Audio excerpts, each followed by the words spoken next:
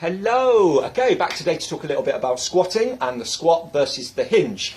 Now, the majority of the population struggle with the squat because we spend long periods in flexion. This is flexion, this is extension.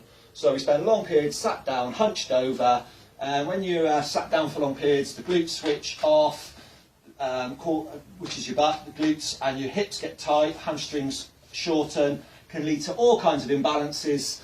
Leads to aches and pains, and the key is, a little bit of mobility will help address that. It will counterbalance occupational and recreational activities, and it's an old cliche, but it will change your life. You'll be a lot looser, a lot more agile, pain-free, and it's only going to aid performance, because this is the key. The majority of the population then head to the gym. They look to attempt, because they're sat in this position causing these imbalances, they then head to the gym and look for back squats usually, as opposed to front squats, which we'll look at in a moment. But they'll look at this, putting the biggest, heaviest weight on their back, on their shoulders, and straight away you're adding to the flexion, and they attempt to squat, and when they squat, they come into a hinge. Now, obviously I'm slightly exaggerating that, but this is what a squat should look like.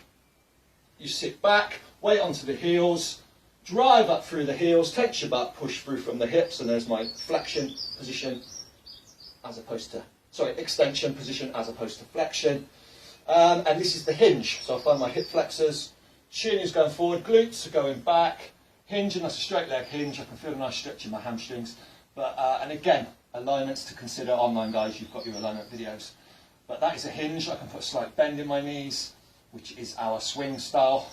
So that is your hinge, and that is your squat. Completely different exercise. However, majority of people, because this back line is tight, they've got these imbalances, long periods in flexion, all this posterior chain is tight. So when they attempt to squat, they'll hinge. So if you have a squat, you'll find, if you find that you want to come forward, majority of people on the balls of the feet, the weight needs to be on the heels.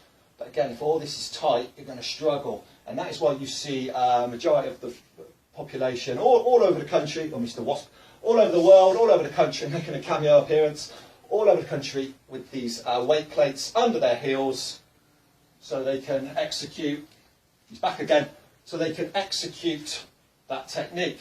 Whereas common sense would say, if you can't squat with good form, why would you then head to the gym with the biggest, heaviest weight and then attempt to squat, only adding to your imbalances, and then wonder why you've got aches and pains and so on and so forth. So, if you think about incorporating a little bit of mobility. We've got a lot of free mobility videos up there for you to check out, and what you'll find is you'll loosen up, you'll be able to execute the moves, and it will only aid your performance if that's all you're interested in, is heavy lifting.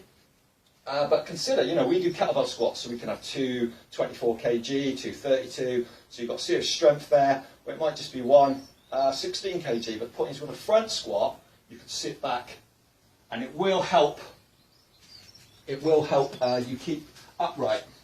So this counterbalance here, as I sit back and you feel that you want to hinge, you can use a dumbbell as well if you haven't got a kettlebell. As you feel you want to hinge, you can sit back a little bit more and use that weight as a counterbalance.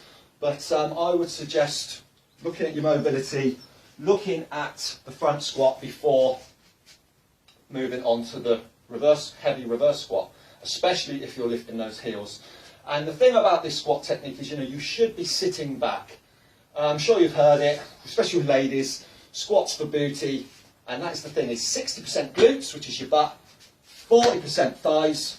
So if you actually keep the weight on the heels, sit back. As I do that, push my chest out, I can feel the glutes already.